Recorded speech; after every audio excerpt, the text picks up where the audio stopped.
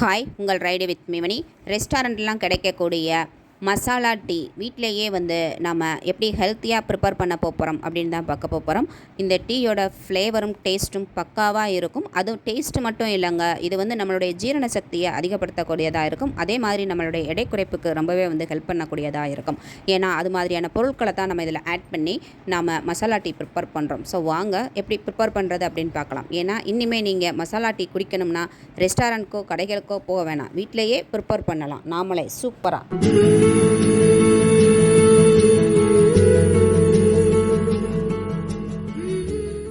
ஒரு சாஸ்பேனில் ஒரு டம்ளர் அளவுக்கு தண்ணி எடுத்துக்கிறலாம்.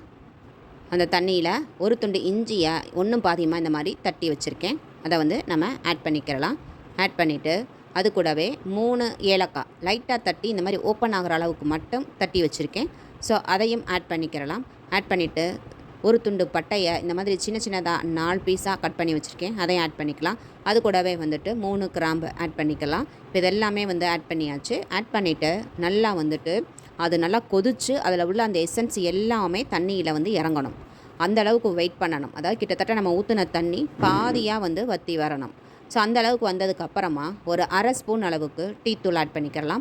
ஆட் பண்ணி டீத்தூளுமே மீடியம் ஃப்ளேமில் வச்சு நல்லா கொதித்து அந்த டீத்தூளில் உள்ள எசன்ஸ் ஃபுல்லாக இறங்கி அந்த கலர் ஃபுல்லாகவே பார்த்திங்கன்னா உங்களுக்கு தெரியும், நல்லா டார்க் ப்ரௌன் கலராக ஆகி வந்துருச்சு.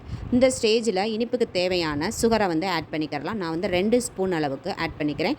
ஆட் பண்ணி நல்லா ஒரு 10 செகண்ட் நல்லா மிக்ஸ் பண்ணி விட்டுக்கிறலாம். மிக்ஸ் பண்ணி விட்டுட்டு இப்போ நல்லா காய்ச்சின பாலாக ஆட் பண்ணிக்கிறலாம். ஆட் பண்ணிவிட்டு கொஞ்சம் நேரம் கொதிக்க விட்டுக்கலாம். ஏன்னா ஏற்கனவே பால் காய்ச்சின பால் தான்.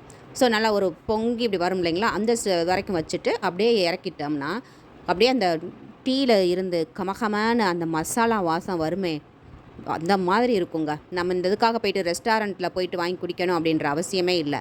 நம்ம நார்மல் டீ குடிக்கிறத விட இந்த மசாலா டீ குடித்தோம் அப்படின்னா ரொம்பவே ஹெல்த்துக்கு ரொம்ப ரொம்ப நல்லது. ஏன்னா இதில் பார்த்திங்க அப்படின்னா நம்ம பசியை தூண்டுறதுக்கான இஞ்சிகை போட்டிருக்கோம்.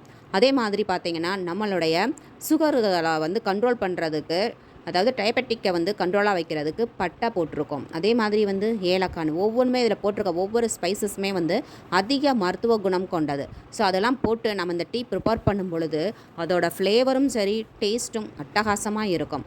ஸோ நல்லா அதை நுர வர ஆற்றிட்டு அதை அப்படியே டம்ளரில் அந்த நுர தழும்ப ஊற்றி குடிக்கும்போது இருக்குமே சொர்க்கங்க. இதுக்காக நம்ம ரெஸ்டாரண்ட்டுக்கு போக வேண்டிய அவசியமே இல்லை. வீட்டிலையே இந்த மாதிரி சூப்பராக மசாலா டீ செஞ்சு கொடுத்து அசத்துங்க.